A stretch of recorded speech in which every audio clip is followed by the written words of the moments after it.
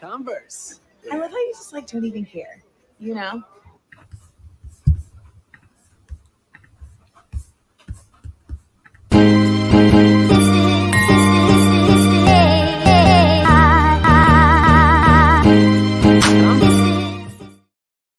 Hi, everyone. How are y'all? Happy Monday. Yeah, life has been a whirlwind. I don't know what day it is half the time. How are y'all? Happy Monday. How's it going? Our second live in 2 weeks. One would think a schedule is coming back. I'm trying my darndest. I had some announcements that I made over on Patreon and on Instagram. And if you're over there, then you know why. The schedule is awry. But we're trying to get back into the groove. And I saw a topic that honestly, it was disheartening, both topics, but illuminating in that I realized the public discourse about employment law is very misinformed. So for that reason and that reason alone, we're going to have a light, conversation, not a full dragging of my faves. Unfortunately, I like to start every video with an honest check of my biases. My biases today skew very positive. I have positive biases for all the people involved.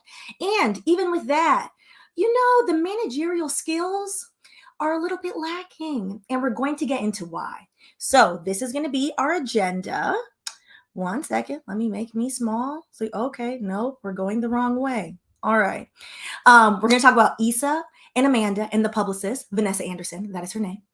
Specifically, an employer's duty of care. I find it really interesting, the online takes from non-lawyers about seeming to think that Issa staying out of it because that's none of her business was the right thing to do. As a huge fan and supporter of her as well. Legally, when you are the boss, you do owe your employees a certain duty of care. So we're going to get into that because I've noticed in an applicable way throughout my corporate career, a lot of us get bamboozled because we assume that our boss owes us nothing. That is incorrect. They get paid the big bucks to manage you, and they're supposed to manage. And, that does require a little bit of training. So we'll talk about that. Then we're going to talk about the Megan Thee Stallion lawsuit. And Lord have mercy, I blame this on Rock Nation. Rock Nation is to blame for everything. Also, particularly, this lawsuit is written by the same lawyer who filed for the Lizzo's dancers on their behalf as the plaintiff in that lawsuit against Lizzo. I had the same critique of that complaint in that it's sloppily written and it's unnecessary in terms of a good lawyer could have gotten the client their money without bringing their name into the public. There was no reason for the lawsuit to actually be filed in this manner. And you're seeing a lot of lawyers now who are basically getting clients who are suing celebrities, rightfully so, when they actually would get a much bigger payoff if they negotiated on behalf of their client, and then their client would not have to go through, unfortunately, what is the public ridicule. But that's where we are today. With the messy boots. So we'll get into that, and we'll do a little employment law 101 that hopefully can help you in your fight to get your proper wages. And also, just a tidbit as I read through these complaints and we continue with the Lawyer React series on this channel. The lawyers in question, who are litigation lawyers, have become extremely, I don't even know the words, just lackadaisical in the lawyering. The drafting of these complaints, this specific complaint is 42 pages for no reason, as I read the 42 pages. It's very redundant, and it could have probably been 25 at most. So we'll get into that. All right, so let us continue. Ooh, I have y'all backwards. Hold on, let me close out, because I have the actual lawsuit pulled up too. But let me set myself up in the way I usually am. So first, we will talk about Issa Rae and her two quasi-employees at the time, Vanessa Anderson and Amanda Seales. And I say quasi-employees because since Amanda Seales was an actress on Issa Rae's show, Insecure, is it my favorite show? I would say yes. I have watched the entire season 2.5 times. Girlfriends, I love Girlfriends. Shout out to Joan Carol Clayton and her quest to not be classist and egregious. Joan Carol Clayton is triggering because she's a hot mess. Insecure is written for the college-educated Black woman. It was for us, by us, very FUBU. It has a few holes in that it's very much written from a middle-class perspective about some non-middle-class topics. And that, I feel like she did a great job in Rap Shit and bringing on consultants that were made and dade from 305 to make sure that Rap Shit was very authentic. I'm very sad that that show got canceled. We never get anything in Miami, particularly Black Miami. We never get any shows. And when we finally got a show, look what Max did. So justice for Rap Shit. Please bring my show back. And so Amanda Seales' underemployment law at the time, I can go so far as to say, most likely was categorized as a contractor. There's a difference when you are an independent contractor versus an employee. Under the law, you get more benefits when you are an employee. However, even when you're an independent contractor, your employer still has a duty of care to you. So let's start with that. Now, excuse me, that cough, she's not going away. It's very annoying. I'm going to do a longer deep dive because I watched that 3-hour-long interview, discussion, confusion between Shannon Sharpe and Amanda Seales. Yes, it was 3 hours. So we're going to talk about that tomorrow on Patreon in full at 5:30. And this is a little synopsis that I wrote out for Patreon, which we're going to discuss Uncle Shannon seemingly defending racists, the conundrum of Amanda Seales, and why this could have been a much more productive conversation on the insidious breath of racism, the failed quote unquote promises of colorism, the diaspora, and how navigating the entertainment industry can often bring out the worst in our community. It goes to say, because we're not going to talk about it too much on here, because I want to focus on the legal aspect. One of the interesting things I see being said in the discourse regarding that interview and the ongoing discourse regarding Amanda Seales, since a few Black publications decided to, in sequential order, write a few articles about her, which was very interesting, is that people recognizing that she is, first of all, not a harmful person. She's quite learned. She's very smart. She is helpful in that she does bring a lot of attention and awareness to societal issues. And still, there are, like all of us, some flaws, some shortcomings, some issues. And the specific lens that we're going to talk about it tomorrow of what I think people are not saying, because you would have to have that lived experience to know a lot of the way that she acts and she carries herself online as coming, mind you, I already admitted my biases that are all positive today, that we're talking about all of my faves, comes from a very deep-rooted, entitled Caribbean light-skinned woman perspective. This is what it is. And it's a very specific thing, and it's wrapped up in that very specific nutshell, which is why whenever she talks about certain things, it's always, well, I was helpful, I did this, and yeah, I was blunt with you, which is the Caribbean way, is very, it's not a sandals commercial. The Caribbean way across every island is very direct. It is borderline rude, which is why when people say, oh, you go to a Jamaican restaurant, if the waitress, the staff is rude to you, then the food must be nice. It is normalized. It is socialized. This is how we act. Doesn't mean it's the best way to act, but that's what we do. We should probably work on that. And specifically as a light-skinned Caribbean person, the majority of the Caribbean is made up of dark-skinned Caribbean people. However, because the Caribbean has large amounts of colorism, when you are light-skinned, you are given unearned deference in the Caribbean. And if you don't do the hard work to unlearn colorism, you'll go throughout your life acting as if not only do you deserve it, you are entitled to everyone not only smiling in your face, but being your friend, kikiing with you at all times. How dare you speak to them in a rude manner and they speak to you in a rude manner back? And a lot of her, I think a lot of her problem talking with people sometimes that she describes is very much rooted in that. And it's rooted in the fact that sometimes, unless you have somebody literally tell you to your face, or you get the sense to realize like, hey, I'm acting an ass. To borrow Jules's phrase, is very much giving light-skinned house cat, which is my I adore that phase, because sometimes we act like that and we need to act better. And it's shameful. So we are going to talk about that from that perspective, because unless you do the work to undo colorism in yourself, you act a fool, people. You act a fool, and then you will be curious and confused as to why people are acting a fool with you. So we will get into that. Caribbean people are very rude. I was gonna be honest. As a Jamaican, we're very rude. We're extremely rude. We take it as bluntness is bluntness is kindness in Caribbean culture, in that why would I waste your time saying fla la la to you when I'm being direct? I'm being nice to you by telling you like it is. And telling somebody like it is, you don't always got to say things like that. It's not necessary all the time, to be honest. You know, and as somebody who, you know, my default setting can be a little gruff, I've learned like, oh, well, if I want people to speak to me with kindness, I should speak to people with kindness. It's a work in progress. It's a work in progress, but I've been learning. So that is just my tiny observation and what we'll be discussing tomorrow's conversation through that lens. I'm drinking water. I've given up drinking for like a couple months. It's been 2 weeks now, so maybe come summer, I'll have some rosé. Actually, let me be honest. The next time I get on a flight, because I don't like flying, but then for what it is. All right, let's go. Listen, I love all the Caribbean people in the comments being like, yes, let me just go and free myself of my burden. Because I find we're sidetracked, and I'm gonna get back on track in a second, I promise. I find what's really interesting, if you're around a lot of Caribbean people, you accept it to a certain extent, or you push back and you're like, don't speak to me that way.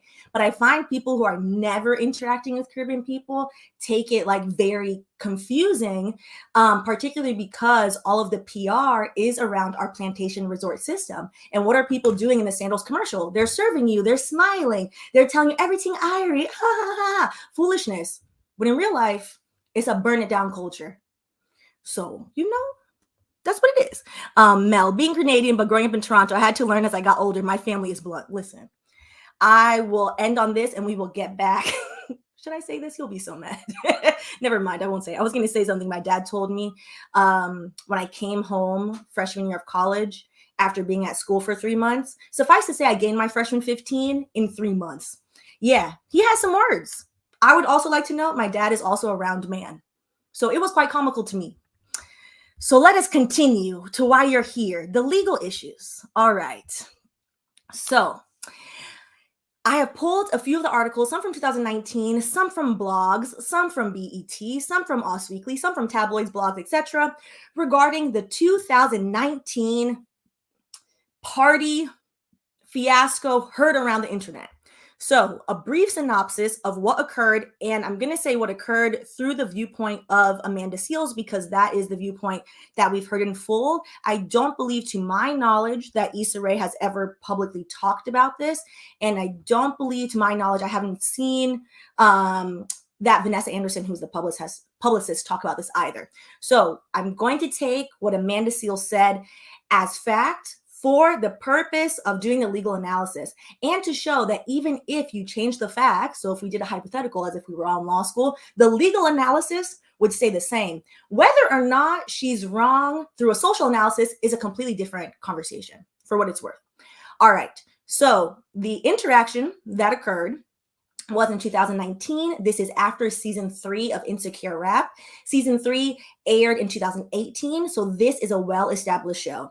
And I'm saying that for one specific reason, because when I was remembering that this happened, because I remember that this occurred, my first inclination was, oh, maybe Issa, as the boss, the person who is in charge of this entire show, and this cast, and who is technically their quasi-employer, sort of. HBO is their actual employer, for what it's worth. But in terms of management and in terms of the hierarchy that would be on the show, Issa Rae is definitely seen as the manager and the boss, for what it's worth. My first initial thought was, of course, to give my fave the broadest amount of grace possible. Maybe this occurred after season 1 and she didn't know. This is her first time managing so many people.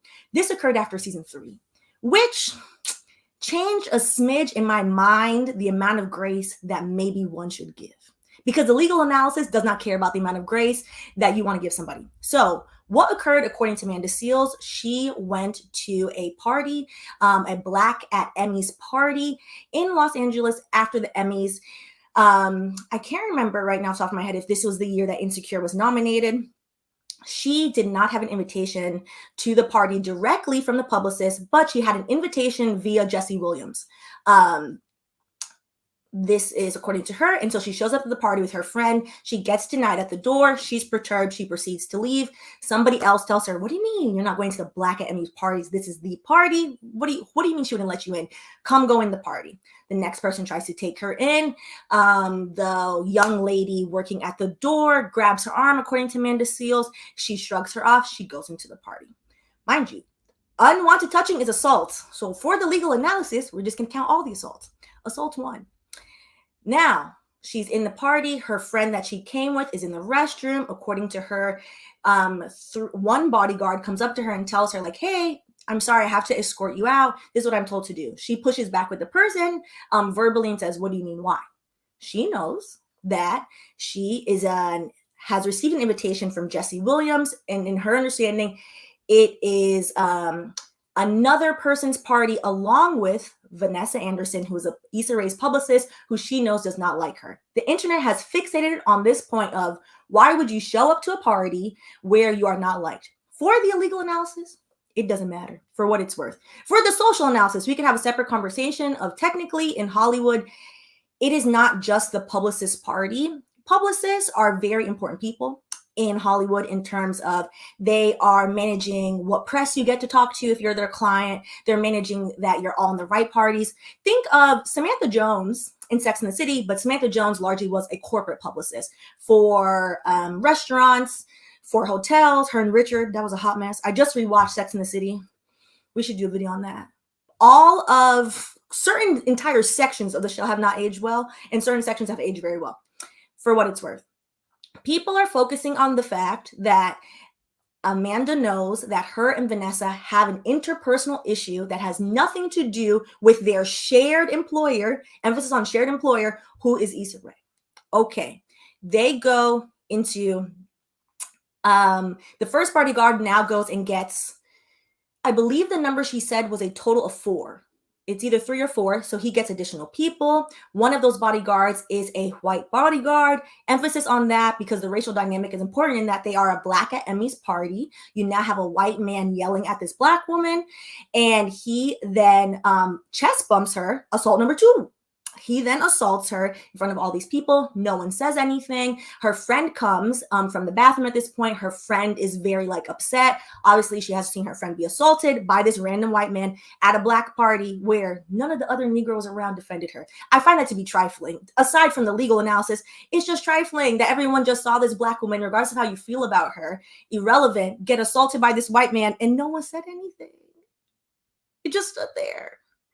And people have used that to say, oh, that must mean she's a very unlikable person. Or people are, how long? We're 17 minutes in. Or people are just ain't shit. People have very ain't shit ass behavior. Because why wouldn't you stand up for somebody, regardless of how you feel about them, you see them getting assaulted in heels at that. So, and I have specific thoughts on the people focusing on likability and unlikability is a distraction. So this occurs. She then leaves the party, and we're going in the order of what she said for what it's worth. She then leaves the party. 2 days later, her employer, her boss, reaches out to her, Issa Rae. Hey, sorry that happened. She didn't necessarily apologize, according to Amanda Seales. Oh, I heard that happened. That's unfortunate. It seemed like that's what the vibe it was. That has nothing to do with me. That's what, according to Amanda, Issa said. We're getting to hearsay now, but it's the only way to go through this legal analysis. Okay, so this, according to her, happens. Now, who is the manager in the situation?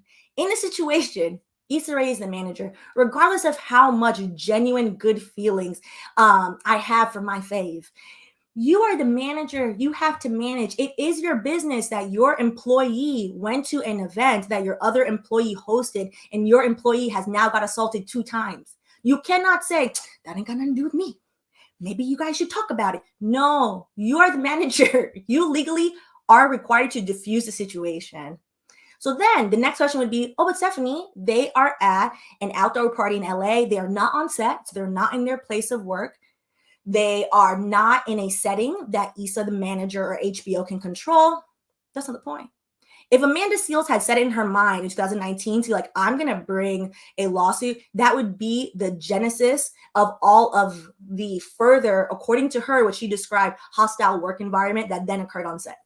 It would be the genesis. There are multiple times. So for example, holiday parties are a good example of this, which is why before the pandemic, a lot of companies started airing towards like, you know what, we can't let y'all have anything nice. You can't have these holiday parties because Jimmy from accounting gets too drunk. And when he gets too drunk, now we are in a problem. It's similar to that in that if you are the employer and you know what's going on and you know that it's happening, you have to mitigate the issue. Issa didn't want to mitigate the issue. So my initial grace that I was easily going to extend her without any hesitation was, well, if this is during season 1, this is probably her first time managing such a large crew, a large cast of people. It's not easy to manage people. Usually that's why they hire it out to somebody else. I can see why, I would be like, oh, I'm conflict avoidant. I'm uncomfortable. I'm not conflict avoidant personally. For example, I'm uncomfortable, etc., etc., etc. But you're the manager. And this is season 3. And by season 3, this is the height of Insecure. This show is doing well. This show, as a large super fan of Insecure, the lighting difference in season 1 and season 2, miraculous. Season 1, the lighting gave HBO was like, maybe y'all will watch this show, maybe not. But we're not going to pay for the extra money for the lighting. Season 2, everyone's skin looked so good because it was so well lit. I was like, wow, look at all of these beautiful Black people. And you can see the texture of our skin looking nice and good lighting, not looking like, what's that lady that's always shooting those ugly photographs? People are always mad when she shoots those photographs where everyone looks like Corpse Bride. Annie Leibovitz, is that her name? The famous photographer? Okay. By season 3, there likely is... There's rarely HR in Hollywood for what it's worth. And as much as HR gets a bad rep because HR is very company focused and not employee focused whatsoever, do not go telling HR your business. They'll weaponize it against you 9 times out of 10. Had HR been there to mitigate the situation, that would have helped. And I mean, not at the party, just to advise on, hey, this is how we handle inter-employee conflict. So that occurs. A few more days pass. Amanda and Issa have another conversation. I believe 2 weeks past now. According to Amanda, it has now become very uncomfortable where in the actual confined workspace. Because everybody knows, hey, you got assaulted at this place. Nobody said anything like, oh, this is uncomfortable. Let's not talk about it. And according to Amanda, if we're taking everything she said at face value, no one is speaking to her about it. She feels isolated, etc. Oh, sorry. Also from Rachel, this is great advice. Go to a lawyer first and have the lawyer go on your behalf. Or I would say you can always consult a employment lawyer to get advice on how, if you need to go to HR, how to phrase it in a certain way. Sometimes directly bringing a lawyer to HR, some of these companies are fugazi and they will fire you. You will have a claim for wrongful termination, but it will shake your life up a little bit. So I would say when you do that, I'm not your lawyer. I'm just a lawyer on the internet these days. This is not legal advice. It's always in the bottom. I haven't done the disclaimer in so long, but there are a lot of ways to go about it. There are certain words that if you use with HR, they know that at least you have read the employee handbook and that you know a little bit about what's going on. And they know you know a little bit of employment law and they'll treat you with a modicum of more decency for what it's worth. Unfortunately, everyone should get treated with decency. So this goes on. They're having this uncomfortable interactions now in the workplace. According to Amanda, Issa then tells her, hey, I think you should talk to Vanessa. I want you to talk to Vanessa. Again, we're going through this from the lens of what Amanda said, because it's the only person so far that has said the entire thing in the entirety. Someone else said it, then we would compare and contrast, and we could do a legal analysis. So that occurs. Amanda states verbatim, or not verbatim, because I can't remember verbatim. Amanda states something to the effect to Shannon Sharpe in the interview that because Issa was her boss, she complied. Because there's an inherent power dynamic between your boss and you. Because one of you is writing the checks and the other one is receiving the checks. There's always going to be an inherent power dynamic there. She has a conversation with Vanessa. It goes nowhere. Vanessa tells her, well, I got you kicked out of the party because I don't like you. To which Amanda says she hangs up the phone. That's not productive. But also, I understand if somebody doesn't like you, you don't want to talk to them. Okay. Vanessa calls her back. Don't you want to know why I don't like you? Amanda then tells her, that's none of my business. That's between you and your therapist. All right. Well, feistiness on feistiness, we're never going to get to the root of it. Okay. Conversation between the two of them is done. To which now Issa is made aware that, okay, my two employees did not handle the conversation themselves, which I had hoped. At that point, you have another chance as the boss, the person who's in charge, to mitigate the issue, because now it has gone over into the workplace because other people are involved, according to Amanda. Now, for what it's worth, the one employee, which is the publicist, Vanessa Anderson, she does not work at Insecure. She doesn't work on set, but as Issa's publicist, I could assume that she most likely probably visits the set rather frequently. A publicist is very close with their client. This is her star client, for what it's worth. All of this could have been avoided if the employer simply remembered, hey, I have a duty of care to my employee to ensure that they are not in a hostile work environment. If we were to take everything Amanda said at face value without changing any of the facts, according to her, if every single cast member is now not speaking to you, you'll create a hostile work environment. The definition of a hostile work environment is essentially if you feel uncomfortable and that discomfort is impacting your job. Now, to bring up my positive biases from the beginning, again, right now, because I know so much about this show, because I've watched the show so many times. So many people have gripes with season 5 of that show. And having rewatched it the second time, I kind of made peace with it to a certain point. And I was like, it did end well. Like, how she ended up with Lawrence really going to always irritate my spirit. But okay, fine. I'll give it that. One of the things people consistently bring up is, why does Amanda's character, Tiffany, the storyline becomes very strange and very strained, for what it's worth. You could make the argument that because it became an uncomfortable, hostile work environment, that the character was then affected.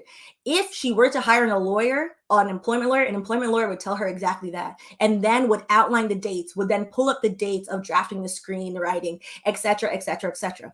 And all of this simply could be avoided if actually Issa had said something, but even if she said, you know what, I'm extremely uncomfortable, I don't want to, if she then had somebody at HBO come in to mediate the situation, all of it could have been solved. Because the storyline going awry, a casual viewer would have caught that. A viewer that is so deeply invested into the show, like so many people. Insecure is a very beloved show. Insecure people, and I'm people, have been clamoring, like, can we get a season 6? And we can't get a season 6. Can we get a movie? Sex and the City, for all of its messy glory and foolery, got 2 movies, 3 movies.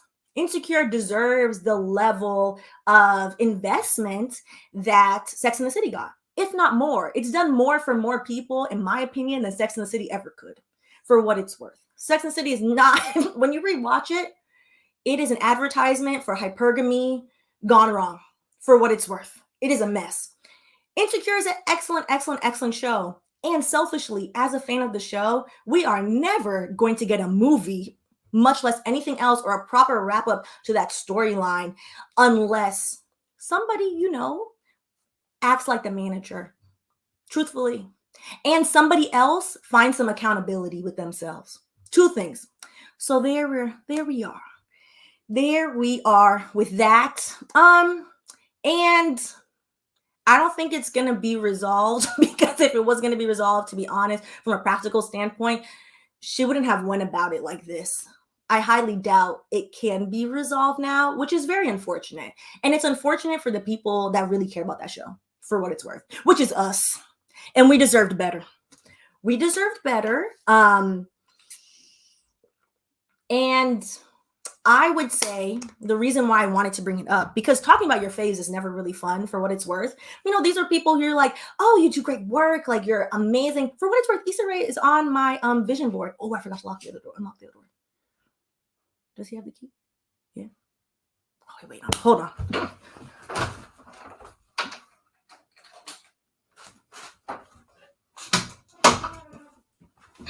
We have multiple locks in our house. Some of them are harder than the other ones. Sorry, babe. I'm just doing a live stream. What was I saying? I forgot. Uh, let's read these comments while I remember. Antonio, Tiffany's character and storyline embodied that person amongst friends that started their family first. It felt weird. It was interesting, her storyline, because I saw how they tried, and I know we're outside of the legal realm for a few seconds, but let us indulge for a minute. The storyline, what they tried to do when they had her and her husband move to Colorado was like, that isn't essentially what happens in real life. You always have that one friend who's like, oh yeah, we're gonna move and we're gonna do this for my family, etc. But it never made sense because it was predicated on that he got a new job, but he was a very fleshed out character, so I don't even recall what his job was. And there were just a lot of unnecessary holes in what is otherwise a very well written and thoughtful show. And that was disheartening to see. That was really disheartening to see. All right.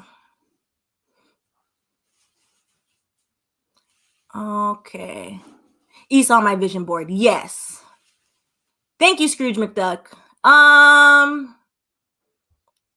Thank you, Hugh. Oh, yes. It's never, okay, this is why I brought it up. Sorry. It's never fun to criticize your face because nobody's perfect. But, and still, the human nature is to have, hopefully, a sensible, but very far parasocial relationship with people you see on the screen. That the parasocial relationship in and of itself is not what's necessarily so harmful. Is when your parasocial relationship becomes obsessive, you act on it, and you don't realize that it is parasocial. I don't even Saturday. We're talking about boxing. What is this?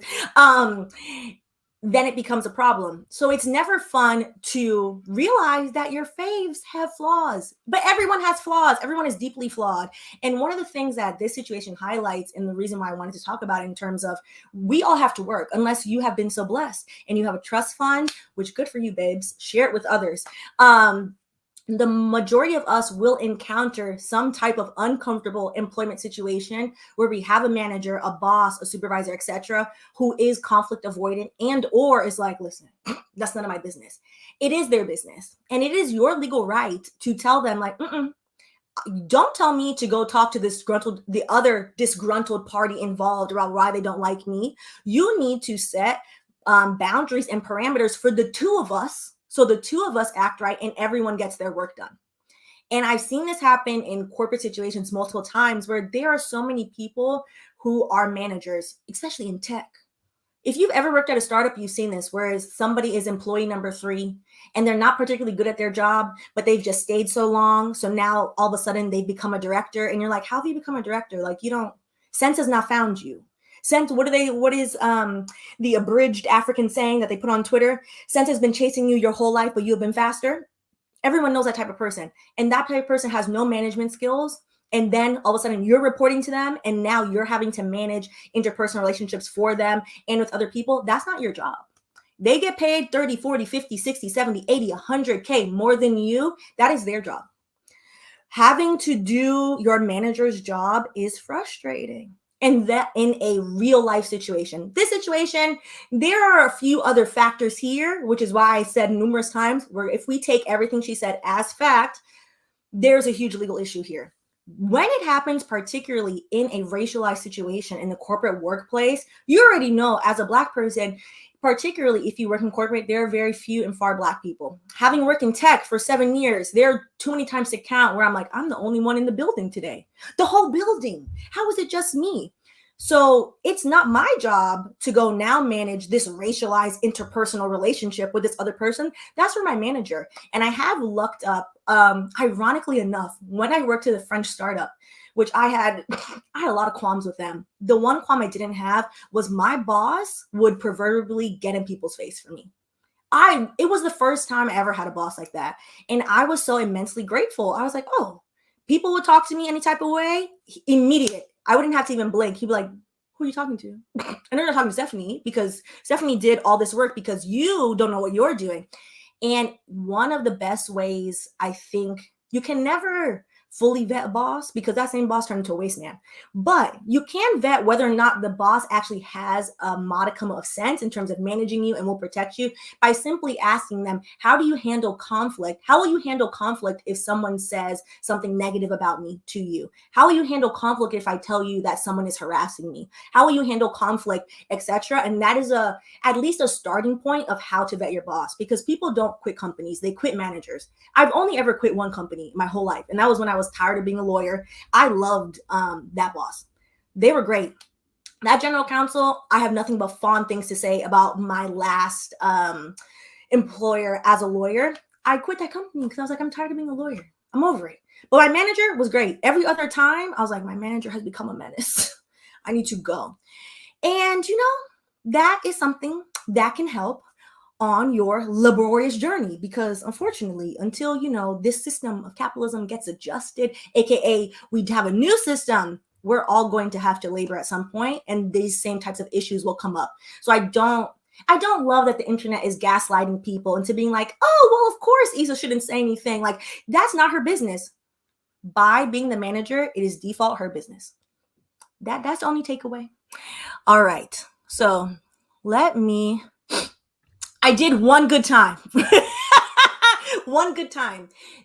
He turned into a waste man in that he was very protective of me. He also did not do any work.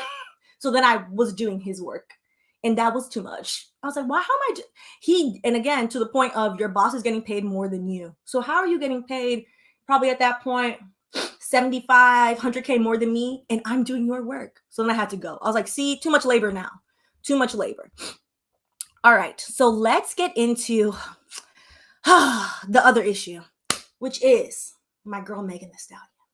Now, this lawsuit is not well written for what it's worth. However, there are a lot of things in here that, again, are easily avoidable. And it reminds me of the Lizzo lawsuit in that, having worked, before I worked in tech for 7 years, I did a brief stint in entertainment at one of the well-known named agencies.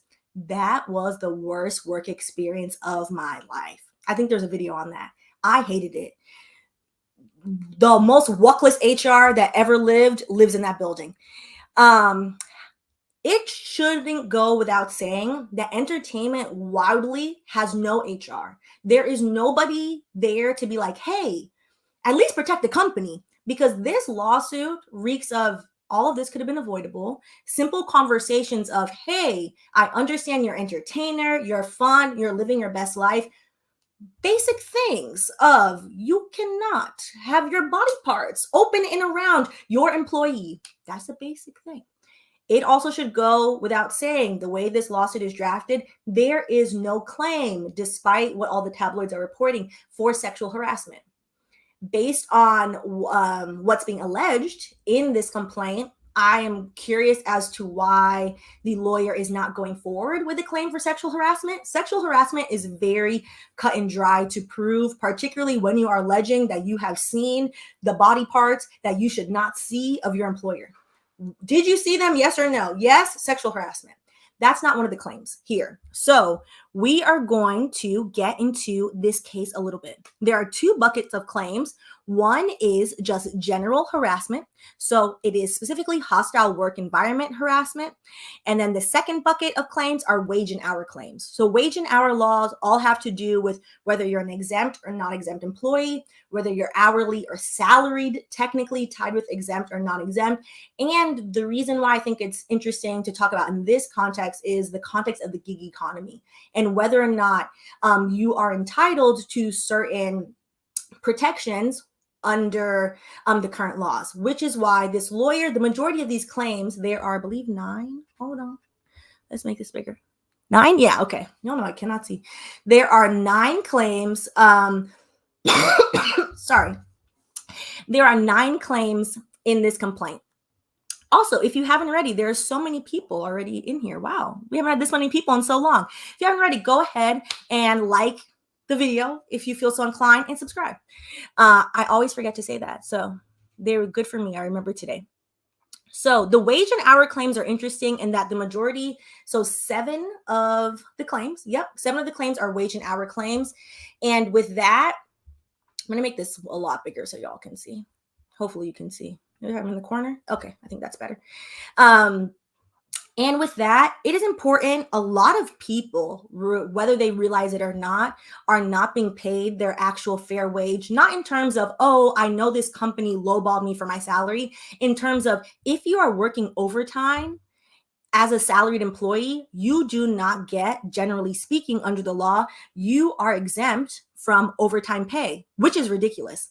When I explained this concept to my grandmother, was an RN. She is retired, so she's not an RN anymore. When I explained to her, because speaking of working in entertainment, used to work late hours. So when I explained to her one day, I was like, oh, I left the office early today. I left at like 9. She was like, 9 p.m.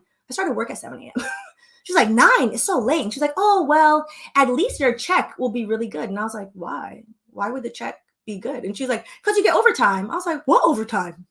I know you don't get overtime as a salaried employee. She was so flabbergasted by the concept of why would I do all this work if I didn't get overtime? Because when you're an RN, you are hourly, but you get paid overtime. You get paid overtime. That doesn't exist for the majority of corporate workers, which is fascinating. And also, one of the reasons why people are like, oh, but hourly pay is not good. If you are classified as a non-exempt employee under hourly, you are not entitled to certain protections, such as certain benefits that companies give. For what it's worth, this person is also suing. This is her photographer, her personal photographer. He's also suing Rock Nation. Rock Nation was like, oh, you have an agreement with Stallion. Like, I don't know what you're doing over there, but we're definitely not giving you our probably mediocre healthcare. Rock Nation, if you ever want to look at their reviews on Indeed, yeah, I'm under the impression that they don't treat their employees that well, for what it's worth. So we're not going to get into all the claims. I'm going to read a few of them so you know what kind of claims are in here. So we have hostile work environment and harassment. Oh no, what is the camera doing? Hold on. The camera shut off. It did this to me the other day, and I don't know why it's doing that now. Hold on. It never did this before. That's what my old one used to do. Wait. It doesn't want to turn back on. Oh, I'm so stressed. Why is it doing that? Hold on. Oh, no.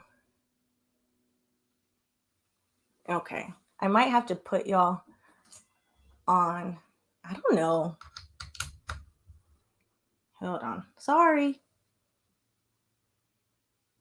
This reminds... I don't know. It did that to me the other day, which was so strange. It doesn't have a timer. It's just supposed to stay on. Side note, this reminds me, which shout out to y'all who have been here for so long. I just want to say I appreciate all of you new and everyone that's been here for a long time. This reminds me of my old camera. Well, y'all remember at 30 minutes, I would get up and I'd have to tap it every time. This channel has come a long way. Just saying. So if you ever have a little dream, sometimes it happens. It might not be perfect, but sometimes it happens. So I appreciate y'all. All right. So let us continue. I was going to read some of these claims. Let's hurry up and do this before it decides it doesn't want to work. All right. So we have the hostile work environment, which I said like 5 times. I'm so sorry. Then failure to prevent and remedy the harassment. And then you have what I would call all of the wage and hour claims. So misclassification. So misclassification on whether the photographer is supposed to be an individual contributor, aka not individual contributor. Sorry. You can be that as a salaried employee, whether he's supposed to be the other IC, which is independent contractor. I had them both in my mind. Then you have failure to provide meals and rest periods, because if you are an employee and you're getting classified as that, then they have to provide him meals if he's not an independent contractor. According to the complaint, he was not eating. Unpaid overtime. This is the big one. Inaccurate wage statements, as in they're not paying the man his money. Waiting time penalties. Violation of labor code. And then you have violation of California business and professional codes. They always just throw that one in there. And the interesting thing about this, which let us continue. Do I even want to read through this part? We'll read through it because it's annoying. Well, I'll summarize it. Is because the majority of the claims, again, 7 out of the 10 claims are specifically wage and hour, it all hinges on the main question of, is this an independent contractor? As in, does he control his own hours? You are just giving him vague guidance. Or is he an employee? A photographer as you know, particularly a celebrities photographer, takes a lot of direction. A good example of this, I haven't gotten past part one because I don't like that man, but I found a documentary. I was like, I wonder if the documentary is any interesting, but it reminds me of in Kanye's documentary that came out a while ago, in that the photographer is with him 24/7. So that's a good example to use for this, in that according to this complaint, the photographer is with her 24/7, taking shots, editing TikToks. Her TikTok game, immaculate. Every once in a while, when I peruse over there on the clock app that's having its own issues, and I talked about the new legislation in last week's live stream, if you want to check that out. Expertly edited. I was wondering, I was like, is she editing this? My girl is a great editor on top of being a great makeup artist and a great entertainer. According to the photographer, she's not editing it. He's editing it. That's hard labor. Y'all ever tried to edit any of those transitions? He deserves his money. That is hard labor. So highly, he needs his money for that. He's claiming like, hey, I'm always with you. So I'm not an independent contractor. I'm actually an employee. So we're going to go and actually do this backwards. And then we'll go to the harassment in a second. So the entirety, I would say the majority of this case is on whether you're an independent contractor versus employee. And as somebody who, has to labor for a living to make sure you get your monies and can afford this expensive inflated rent, it's important that you know what are the different legal standards in your state, so that way you can tell your employer correctly, hey, you're classifying me as an independent contractor because you don't want to pay me what I deserve. You don't want to give me my healthcare that you definitely need in this place to go to these raggedy hospitals. But hey, it's better than not having the health insurance, because one health emergency will ruin your finances. It is important to know it varies state by state. So specifically, what we are looking at is California. If you live in a state that is more conservative, the more conservative the state, the more likely they are to qualify you as an independent contractor, because classifying you as an independent contractor saves the corporation money. Employees are technically expensive because employees are due certain benefits, certain breaks to eat, etc. So important to know, it varies by state to state, so we won't get into that specifically, but there are large sections in here about that. So specifically, if you live in California, this could be helpful. Oh my God, it's going to cut off again. Okay, we're just going to switch it because I don't know what's wrong with it. Okay, we're going to hurry up and do this then, because the FaceTime camera is going to be really close. And it's always so bright. Hold on. I haven't cleaned my, okay. Oh, it's so bright. Okay. We'll deal with it. Okay. So specifically, if you are in the state of California, this is the ABC test, as it's called in California. And this test helps you prove the following if you're an independent contractor, according to the lawsuit Garcia v. Border Transportation, Inc. And it's the very famous Dynamex Operations West v. Superior Court, which was in 2018. All right. So A is a worker is free from the control and direction of the hiring entity in the performance of the work, both under the contract for the performance of the work and in fact. B, the worker performs work that is outside the usual course of the hiring entity's business. And C, the worker is customarily engaged in independently established trade, occupation, or business of the same nature as the work performed in the hiring entity. If you meet those three prongs, then you are an independent contractor. According to this ruling, this is going to annoy the shit out of me. It looks much better with the camera, right? See? I don't know why.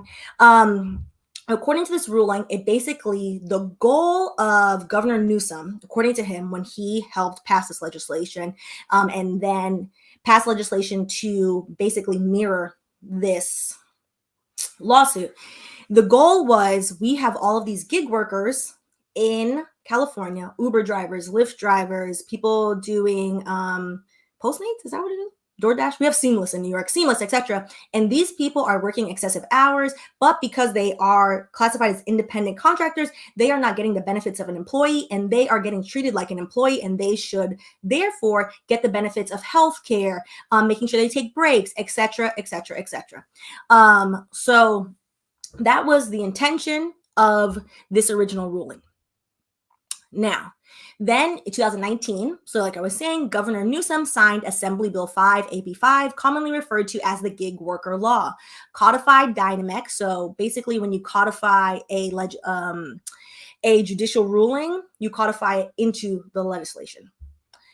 So that is how you create the rebuttal presumption that a worker is an employee until the test is met. This is generally thought to be better for the majority of people.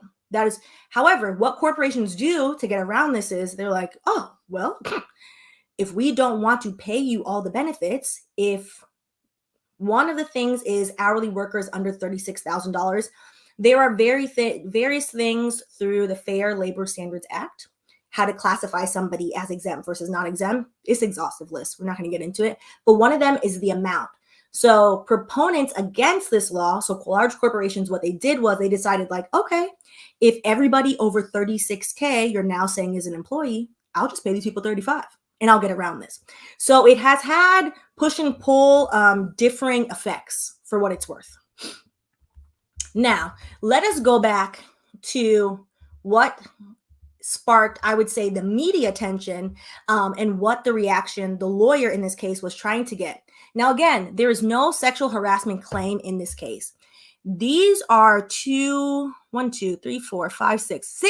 paragraphs, different parts. So you have paragraph 13 and 14 of the complaint, then paragraphs 45 through 48 of the complaint.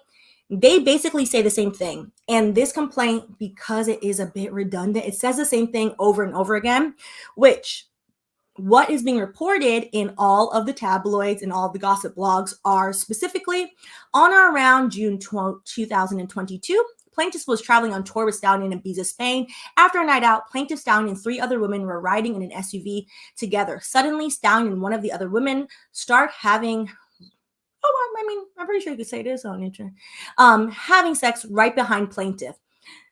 Me and the algorithm, I'm always like, wait, what am I allowed to say versus not allowed to say now? I'm pretty sure that should be fine.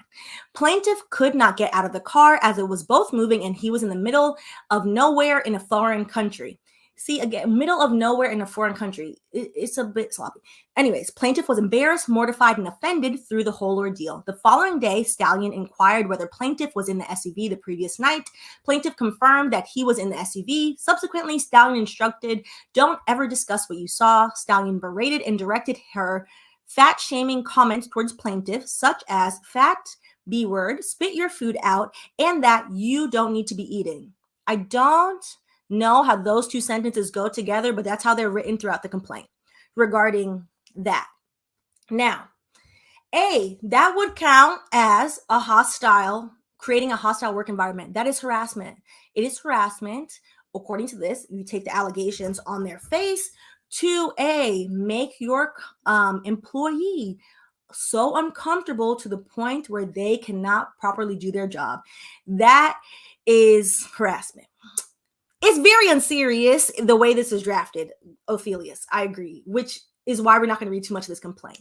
Sorry, but using Stallion like it's her government name is taking me out. Listen, and this is to my point where we now have a large amount of lawyers who their entire goal is not to do the best, in my opinion, is not to do the best for the client. Their entire goal is to entertain people and to get the blogs interested enough to read, because we know the majority of people do not read. So how are you going to get people to read unless you write something salacious and write it in a manner that takes away from your client? It's very annoying.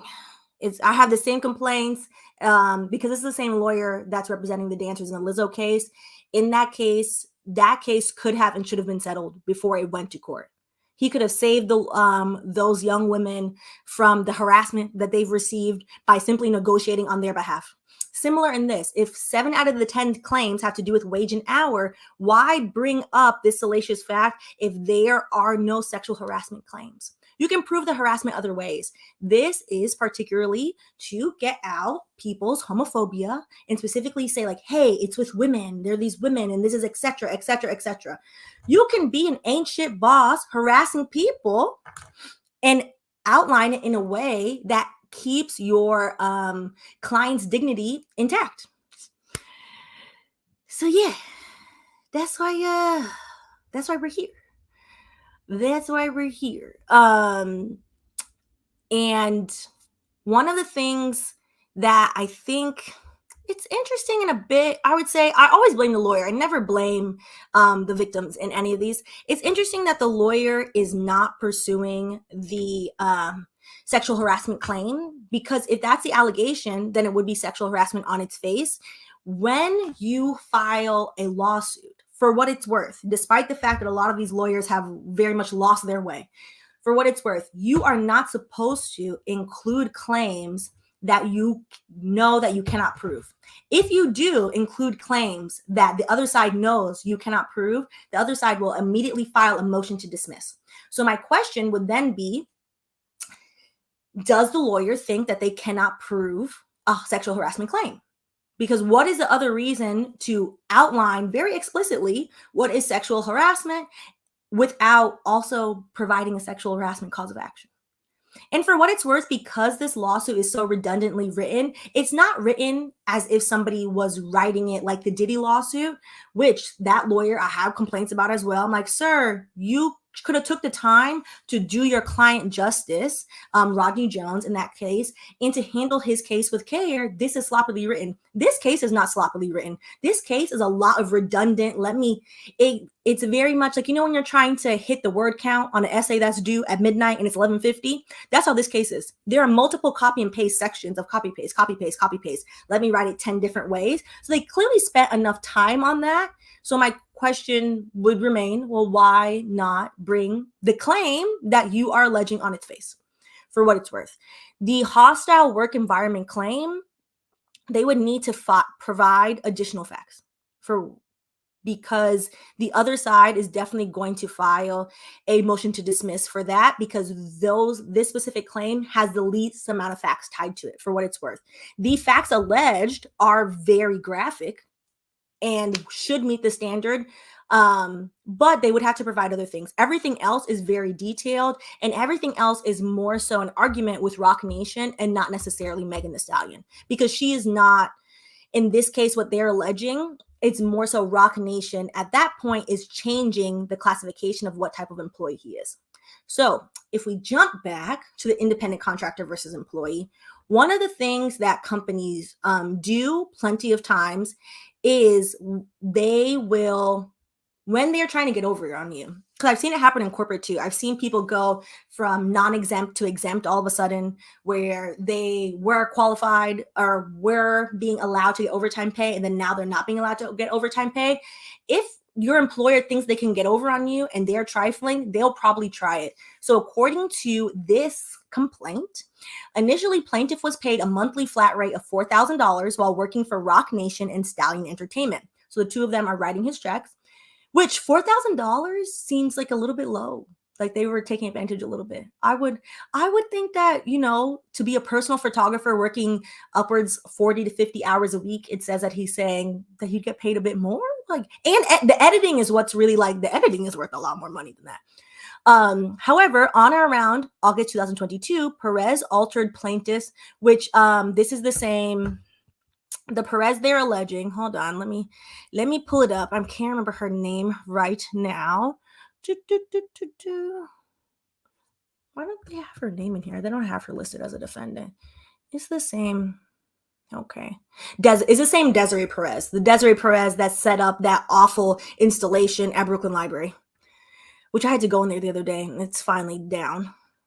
But I will say, because they had to do that awful installation of Jay-Z taking over freaking Brooklyn Library, they have finally cleaned the library. I was like, wow, y'all, we deserved in the community for y'all to clean that library forever ago. So that's the only positive that came out of that. But anyways, back to on this. So that's the Perez in question. However, on or around August 2022, Perez altered plaintiff's compensation structure from a monthly rate to a pay per task system, which is important, invoice for each assignment. Despite this change, plaintiff remained accountable and was expected to provide the same level of service to Stallion. However, the new invoicing system resulted in plaintiff earning significantly less, as invoiced amounts did not accurately reflect the true time and effort dedicated to working for her. I would say I was trying to think of any examples where a pay per task system is beneficial. A pay per task system is not going to be beneficial unless you work faster than what the hourly rate would be. So, for example, a pay per task would be, as a lawyer, if you say, Stephanie, you're going to be my contract lawyer, you need some money, and you are going to take me on. I don't take on clients, so this is a hypothetical. Sans Elise is my one and only, and it's because she's very even keel. So I say, okay, cool. I say my hourly rate now as like an eighth year would be probably like $350 an hour. And you say, $350 an hour. How about I just pay you per contract? It takes more than 1 hour to review a contract properly. Particularly, let's say we're looking at master services agreement for software. That's at least 2.5 hours for initial markup and review, and then to write you a detailed email explaining that. If you pay me per task and you're saying I'm only going to pay you $250 per contract, I'm losing money because it took me 2.5 hours. That's $350 plus $350. We're at $700 plus half of $350 is $125. Y'all know I hate math. $825. $825 is very different from $250. So that is what he's saying is occurring, which is why he lost money. Look at all that great math we just did. All right. So, and with that, I always find really fascinating as somebody who, for all intents and purposes, except for once, when I was a temporary employee, when I first graduated law school, I was a temporary employee doing employment law, ironically enough. I was hourly then. Every other instance, I've been salary. A salary is a specific amount of compensation, regardless of the number of hours worked. Employees who are paid a salary are not eligible for overtime pay. Hourly pay is the rate paid per hour of work. Employees who are paid by the hour are eligible for overtime pay equal to their base wage plus 50. It is often, because then you get into exempt versus non-exempt, there are hourly employees, nurses are the best example, who have full benefits package. They got all my family, most of them are RNs. They got full 401k. Sometimes they have other investment vehicles in 401k, but they have 401k access. They have health care. They have all types of other perks, and they also get time and a half. My brother loves to work on the holidays now. He's like, oh, I get all this extra money. It's great. My unpopular opinion is that hourly pay for an employee is more equitable than salary pay. Because when you are a salary employee, what happens is if you work 40 hours a week or you work 60 hours a week, having done the 60 hours a week, your pay when you go home is the same blood clot thing. It is the same thing. So what does it benefit to have salary? And the benefit is they have now tied majority of salary workers to, well, I'm giving you actual benefits such as insurance. We are one of the few quote unquote industrialized, I refuse to use first world anymore. We're one of the few quote unquote industrialized countries that ties health insurance to your employer. Most countries do not tie health insurance to your employer. There's no need for it to be done that way. It's done that way so corporations have more control over their employee population. Because that's who's running this place, unfortunately. Oh, thank you, Nicole. I was like, there's no way I did all that math and it was right. No, I'm not mad. But it's 875. 350 divided by 2 is 175. Thank you, Nicole. I appreciate y'all. Listen, I was sitting here. I was like, wow, I did all that math so fast and it was correct. Listen, it couldn't have been. Math is not my ministry. But money usually is. That's the only time I ever get the math right, usually, is if I'm counting money in my mind. All right.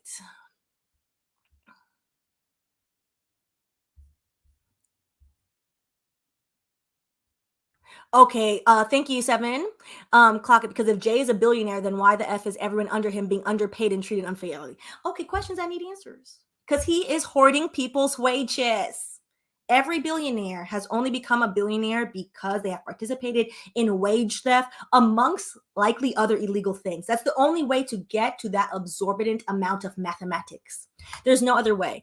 And I made the argument that maybe possibly, if we were to stretch our imagination, maybe an entertainer who solely made money off of just their entertainment, so just their IP, if they were to sell a book or sell some music, etc., maybe they're the only one that might be. And even then, you'd have to do a lot of mental gymnastics to think that. It's not possible. It is not possible. Not one of them is ethical. Not in area one, which Julesy and I have a great Patreon video, speaking of this, about Oprah and how people love to view Oprah as this benevolent billionaire. And I'm like, those two words cannot go together. And also, the amount of problems that Lord, you know what? I can't keep that to myself right now. All right, so let us continue. So, according to the lawsuit, during the entirety of his employment with Stallion, now that you've pointed this out, I can't unsee, because why are we referring to her this way instead of just referring to her as Pete, which is her last name? Plaintiff was denied overtime pay at an overtime rate. Plaintiff was not paid for hours worked in excess of 8 hours a day for all relevant time. Plaintiffs worked 40 hours per week, sometimes more.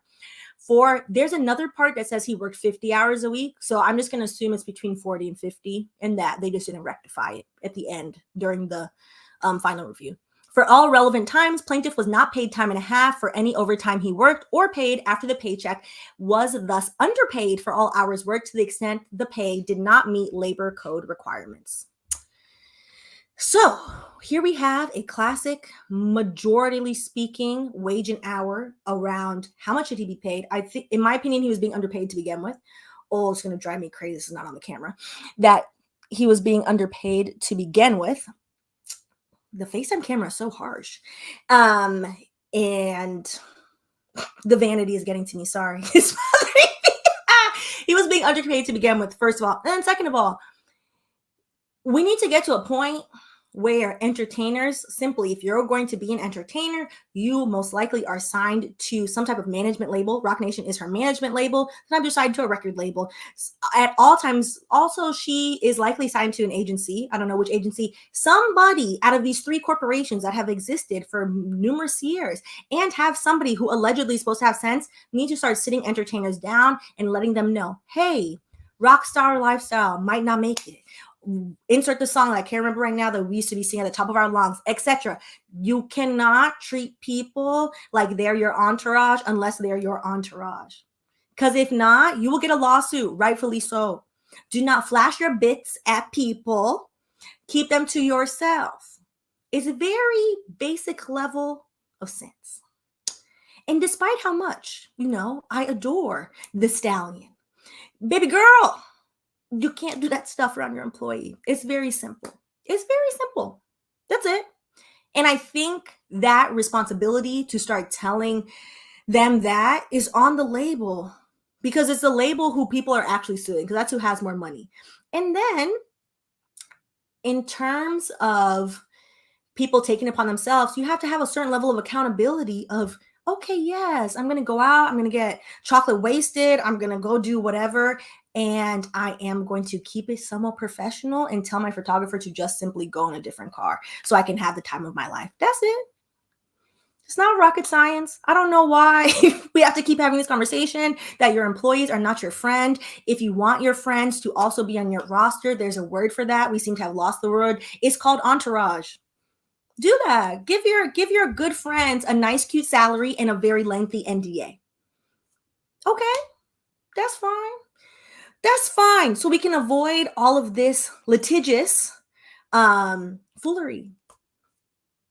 And somebody who rightfully is uncomfortable and wrong, and unfortunately has found the wrong lawyer, that now everybody knows this, and people are not going to take it seriously, unfortunately.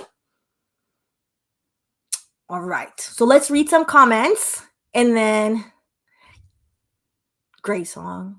Great time to be alive. The kids will never know. The kids will never know.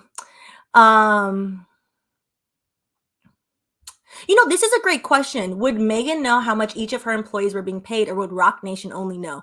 The way that it's written in the complaint, the way that the relationship of her photographer becoming her photographer came about, it seems like she hired the photographer, that she knew this person because he started out part-time and he had a whole different job. And then she asked him like, hey, but this is going great. Can you be my full-time photographer? So it would seem that they've been working together. I can tell you the exact year. Let's see. let's see, for a while, and they have somewhat come up together. Excuse me. Let me double check.